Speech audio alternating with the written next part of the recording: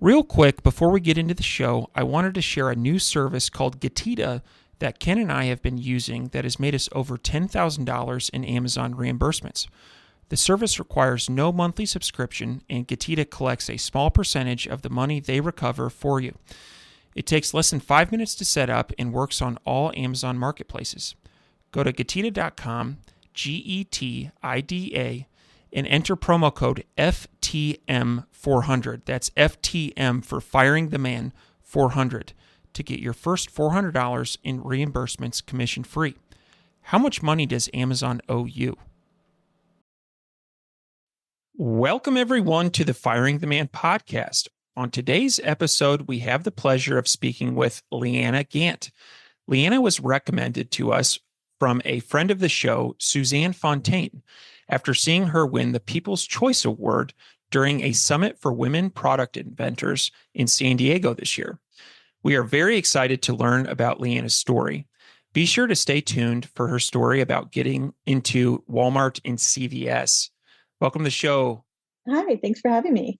Absolutely. So to start things off, can you please share with our listeners a little bit about your background and path to being an entrepreneur? Well, my original career was as a creative director in advertising a very long time ago. And yeah, I've taken kind of a meandering path to entrepreneurship. I had an art studio for a while, and I ran a nonprofit with my daughter for a while. And then I got breast cancer, and that's when I invented my product, TukTuk, which is super simple label that you can stick on anything to help keep track of medication or vitamins, anything you need to stay on track with. Very nice. Very nice. Now let's dive into that story of the invention. Can you start at the very beginning of this and walk us through that story? Yeah, during my treatment for breast cancer, I had chemotherapy for about 6 months, and that comes with a ton of side effects. Every time you get a new side effect, they give you a new medication. And we were having a really hard time keeping track of them. We weren't really medicine people to had to take anything before. So it was confusing for me and my family. And we couldn't find anything out there that would really help us. Nothing was working. Pill boxes didn't work because everything was on a different schedule, and some things were liquids and lotions. So I started making little labels for us to keep track of everything. And after a few days, we realized these were super helpful. So since my husband and I both had a design background, it started as more of a fun project. We're like, let's see if we can make these fun. Maybe we'll start a company. And it was just really something for me to look forward to when I was done with my cancer treatment, and something fun for us to do together since I was kind of stuck in bed most of the time. And by the time I was done with treatment, I'm like, hey, these are actually kind of cool. And now I just have one thing I take every day. And I'm like, I really need this because I'm back to my normal life. My whole life isn't revolving around a medication schedule. I'm just one thing and I can't remember to take it. Or really what would happen is I didn't know if I took it. I couldn't take it twice, and I'd be looking at it going, well, I guess I'll skip it because I don't know if I already took it. My doctors kept telling me, you need to take this every day. It's helping keep your cancer from coming back. And I'm like, okay, I really have to take this. So I took out my little stickers and I'm like, hey, anyone can use this. You don't have to be really sick. You just need to be a forgetful, busy person, which most of us fall into that category, I think. Absolutely. Absolutely. So you identified the problem of having issues keeping medication straight. And I think this is something a lot of people do. They will observe a problem and they'll say, it would be really good if a product existed that would solve this problem. And they talk about it, but then they never do anything with it. What was the step that you took, or what caused you to take action on this invention as opposed to just leaving it in the idea stage as so many ideas do? I think it was a lot of things that kind of aligned. I think one is it being basically it's a sticker. It's rather inexpensive to produce. It did take a long time to find someone who could actually make it. But once we did, it wasn't that expensive of a risk for me to make some and try it out. And I really felt like it was helping me personally. So I was curious if I got some samples of this and gave it to friends and kind of shared it, if other people would have the same response, or if I was in my own little world here and just created something only I needed. But the more I shared it with people, the more people said the same thing. Oh yeah, I have something I'm supposed to take and I kind of don't always remember. I think getting that positive feedback gave me the confidence to say, hey, I want to give this a go. I think the other thing was because I'd been in cancer treatment for a year, I wasn't working for a year. So I had that pause where most people don't get. I'd been freelancing before that. So I didn't have a specific thing to go back to.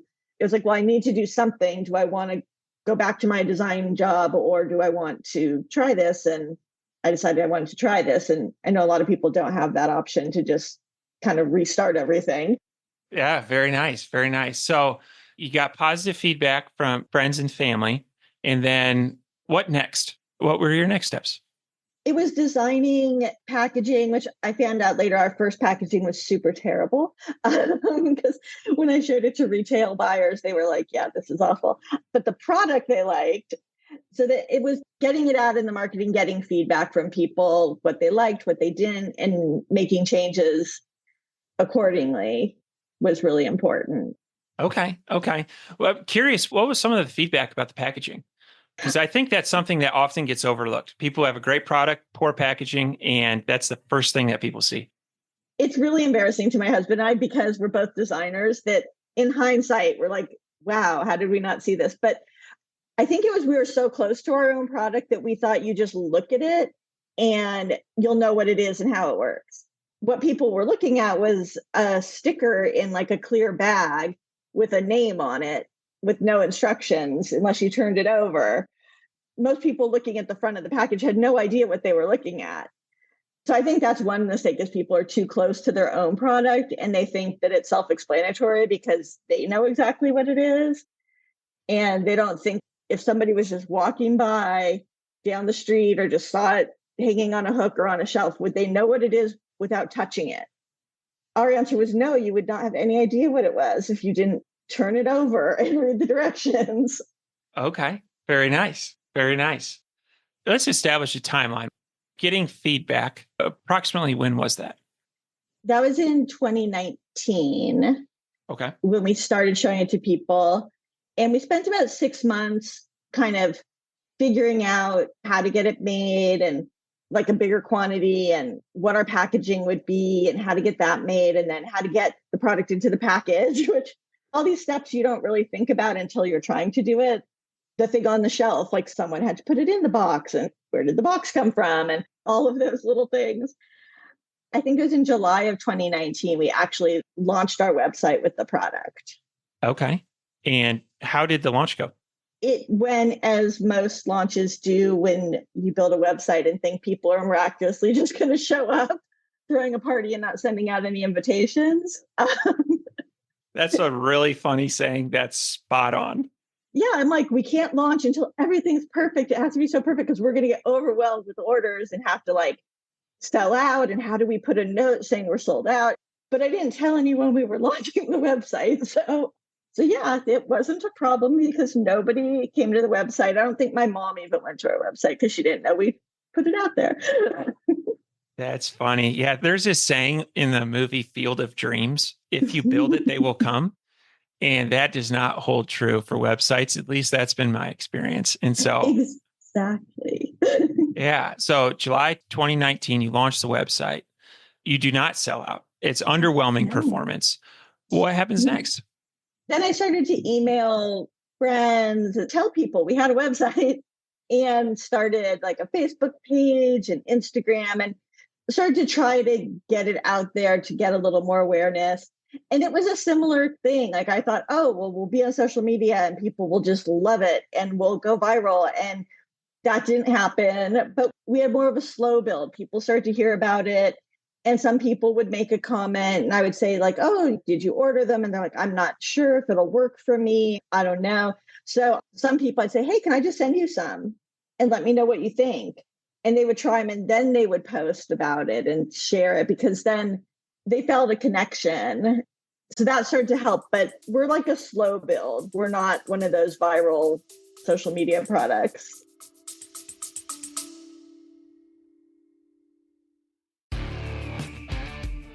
Hey, business enthusiasts, ready to boost your entrepreneurial journey? Tune in to the Growth Gear Podcast with Tim Jordan, presented by Carbon6. Tim dives into cutting-edge business growth strategies and new brand insights. Whether you're a startup founder or a seasoned exec, gain the tools to elevate your business. Subscribe to The Growth Gear with Tim Jordan on your favorite podcast platform. Shift into high gear. The Growth Gear is your guide to fast-paced business success. I'm really glad to hear you say that, because it's been my experience after interviewing about 230 entrepreneurs that tends to be the case, that it generally is a slow build.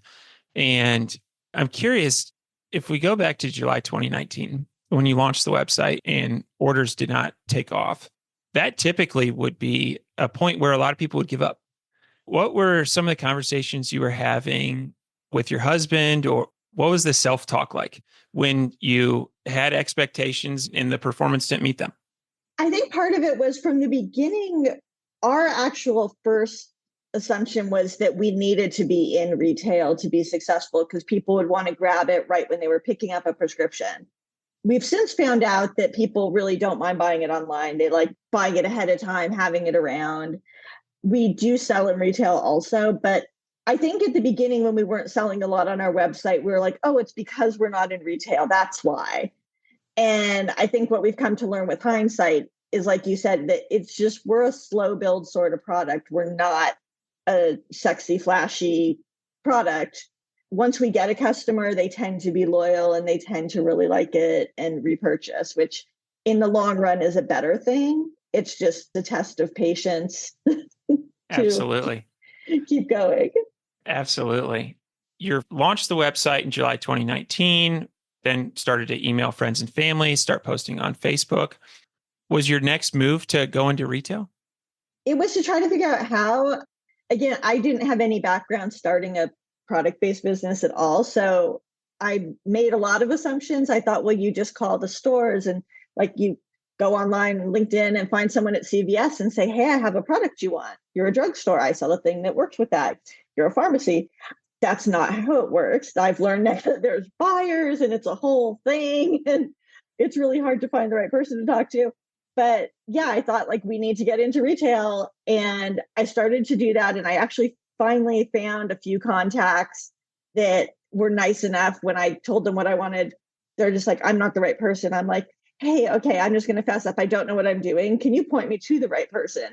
And they were nice. And they're like, okay, sure. I found the right people to talk to. And then COVID hit and everything shut down. Okay. Then our retail dreams went out the window for a few years because they weren't bringing in product because big stores were closed, especially pharmacies. They were just dealing with COVID related things and vaccines and getting people their medications. So they put a stop on bringing in any products at all for like a year and a half. Okay. We could probably do an entire episode on getting into retail. However, I'm loving this story. I want to stay on it. But as a quick aside, what would be, for our listeners that are interested in getting into retail, what would be some lessons that you learned or important people that you'd want to reach out to throughout that process? I think lessons are, it's a long process.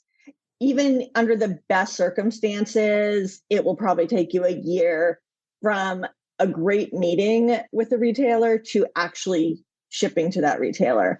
They plan a year ahead. The idea that like they're just going to place an order, that can happen with like an independent store. Like if I go into an independent pharmacy locally and show them my product and they say, can I have some? I can bring them there the next day. And that's an easy thing. But any big retail chain, you're looking at least a year. And they have a lot of requirements, a lot of expensive specific things. So it's an expensive thing to get into. And it can be worth it depending on your product.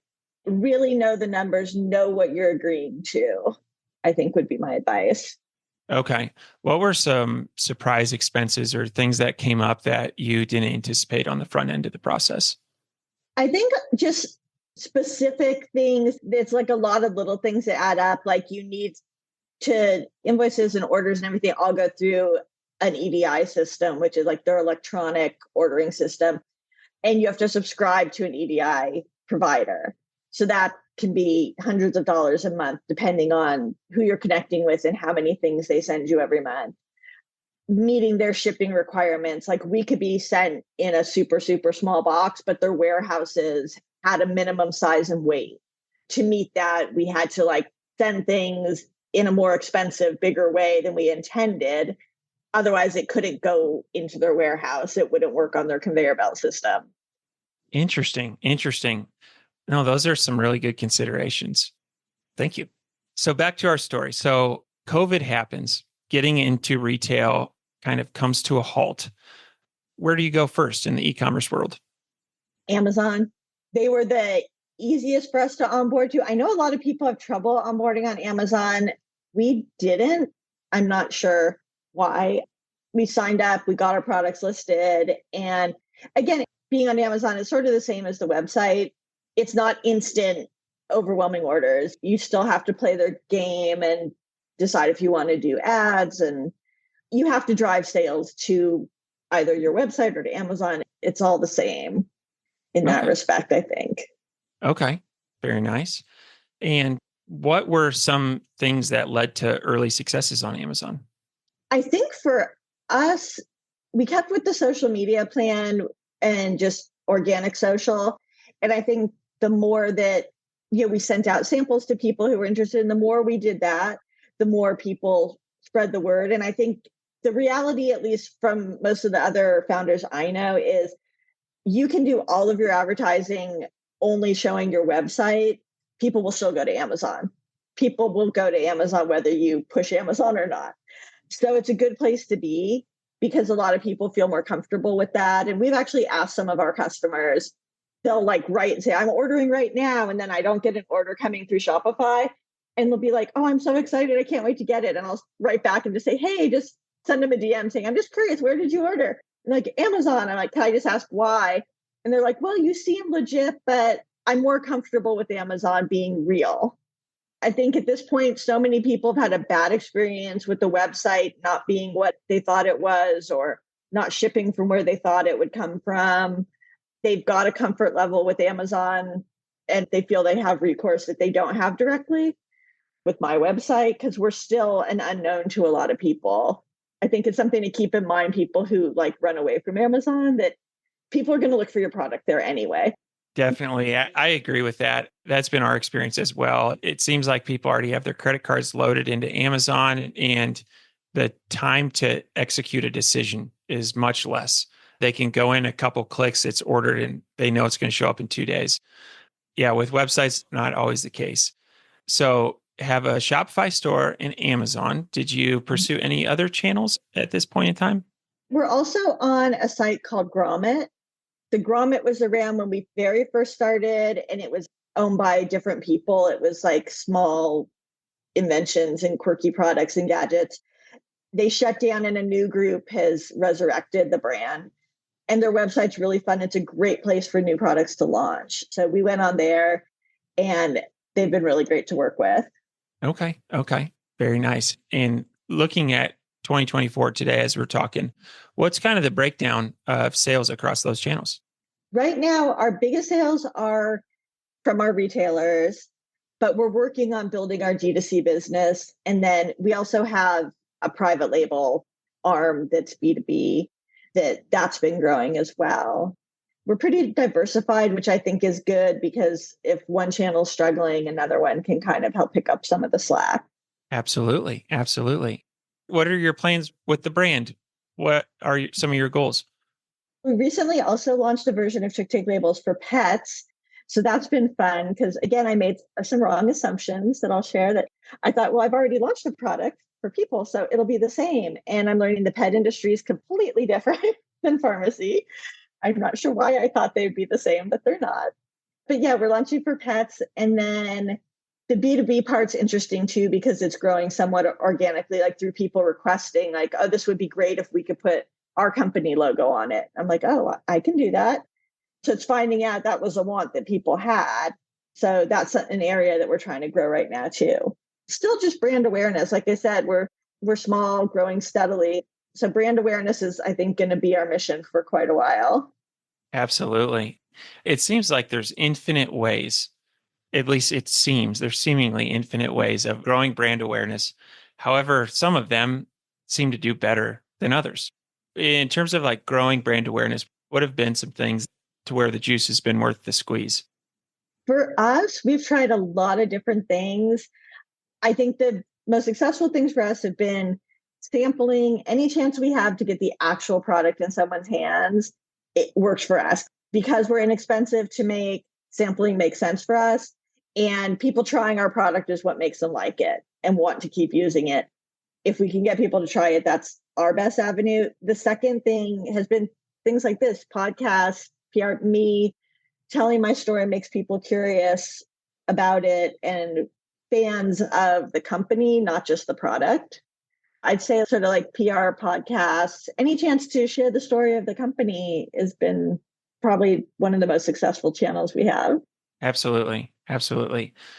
I'm interested. There's been a couple of things that you've said as it relates to having cancer, and they've been Mhm. optimistic. You had mentioned that mid-career, you had an opportunity to try something different. You also had mentioned that this was a project that gave you something to look forward to when treatment was over.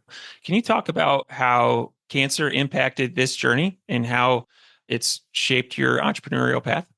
Yeah, I think it just made me look at what I was doing on a daily basis differently because for about a year, not being able to do the most basic of things like getting up to eat breakfast with my family was like a huge event. It makes you really look at what you're missing. So I think when I was done with treatment, and I'm cancer free, by the way, so I'm good now. I think that it made me think about when I wanted to go back to work, what did I want to spend my day doing? And while I loved design and advertising, occasionally just as a company, I had to work on projects that I didn't really believe 100% were great companies or the people weren't. I didn't really root for their success the way I would hope I would, just because it's a business. And at the end of the day, I couldn't tell a client halfway through a project, like, I actually don't like you. I don't want to finish this. So when I was looking at what I wanted to do, I was like, I want to do something where I feel like I'm putting some good out in the world and I can control my actions a little bit more. And I felt with this, it would give me that chance. I'm my own boss, which is much harder than I thought. At the end of the day, things that aren't working all are on me. I can't point fingers. But I feel good that the thing I'm putting out in the world, I do believe is helping people. And that's a good feeling. And it makes it easier to do the hard work that Absolutely. I've made that choice. So, Absolutely. Thanks for sharing that. What have been lessons learned? Or if you could do this all over again, what would be some pieces of advice you'd give to your younger self? with TukTuk, I think order smaller quantities would be my biggest advice because especially I'm a printed product. And if you're printing anything for your product, like whether it's a box or a sticker or whatever you need, and you decide to do something custom, there's always those breakdowns where it's like, well, if I order 1,000 instead of 500, it's half the price. And well, if I order 5,000, wow, they're pennies a piece. At the beginning, I'm like, I'm making a smart choice by spending more now to get my cost per piece down. Consequently, I had a ridiculous amount of things and none of the quantities actually aligned with each other. I would tell myself not to do that and Oh, like start small and stay, but only order okay. what you need. Absolutely. And tell me if this is an accurate statement. Prior to this venture, you had never gotten any products into retail and you had never invented anything. Correct.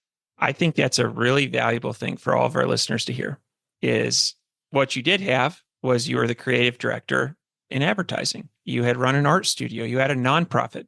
Can you talk about that a little bit? How you didn't have experience in what exactly you were doing, but you were able to draw from some of the experiences you did have.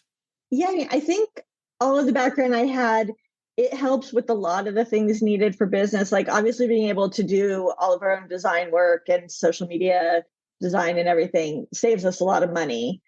So that's good. But then there's a lot of skills I don't have from that. I think a lot of it too is just somewhere in there doing those different things gave me the confidence that I could figure this out. I had to start being an art director, even though I went to college for it. Like the first day on the job is different than any class you're in. So it's like at some point you have to take that step and just say, I'm going to figure this out. And I think with everything I've done, there was always that day you're like, why did I think I could do this? But you can't really turn around and stop the train. So you just like, okay, I'm just going to step up and do this. And you figure out a lot of it, not all of it. I think when we thought of this idea and thought it could help people, it was like, I can figure this out. I think there's a lot of nice people out there and smart people out there who will answer a question here and there and help me figure it out. And that's been the case. Most people are really nice. If you just ask them a simple question, they'll answer you. Absolutely. I fully agree with that. People are good, despite what you see on the news. The world is a good place and it's full of great people. And yeah, generally people are willing to help. So you have to take the initiative to make the first call, right? And be willing to have someone tell you no, or I don't know. And you just start all over again. Exactly. It's like I might reach out to 10 people on LinkedIn to see if I can just talk to them and get more information about a specific thing. And only one might write back. But it's like, well, I got one person who wants to answer me. That must be the right person. Absolutely. Absolutely. Well, very nice. Well, this has been a really fun story to hear about. And I think there's been a lot of really good lessons here that I know I've enjoyed and our audience will enjoy. What is, and I will post this to all of our listeners that are driving, keep your eyes on the road, and we'll post this in the show notes. But what is the spelling on the website? It's TukTake, TOOKTAKE.com. .com. All right. We'll post that in the show notes. All right. Anything else we want to cover before we get into the fire round? I love answering people's questions too. So if anyone wants to reach out directly through LinkedIn, they could do that as well. Absolutely. And we'll also post a link to that in the show notes. Thank you for mentioning that. So, all right. The fire round. These are 4 rapid fire questions that we ask every guest at the end of the interview. Are you ready? Yes. All right. What is your favorite book? Right now, it's Supermaker by Jamie Schmidt. Okay. What are your hobbies? Anything I'm doing with friends and family, hiking, going to the beach, hanging out. Very nice. What is one thing that you do not miss about working for the man? Having someone tell me when to wake up in the morning. I second that. Yeah. All right. In our final question, what do you think sets apart successful e-commerce entrepreneurs from those who give up, fail, or never get started? I think it's just confidence to give it a try. Outstanding. Well, Leanna, I want to thank you so much for being a guest on the Firing the Man podcast. To all of our listeners, go to TukTake.com. That's TOOKTAKE.com. And if you're interested in connecting with Leanna, we will post a link to her LinkedIn in the show notes. Thank you so much. Thank you for having me. Before you go, we wanted to share a new service that Ken and I have been using called Getita that has made us over $10,000 in Amazon reimbursements. The service requires no monthly subscription, and Getita collects a small percentage of the money they recover for you. It takes less than 5 minutes to set up and works on all Amazon marketplaces. Go to Getita.com, Getida.com, and enter promo code FTM400. That's FTM for Firing the Man 400 to get your first $400 in reimbursements commission free. How much money does Amazon owe you?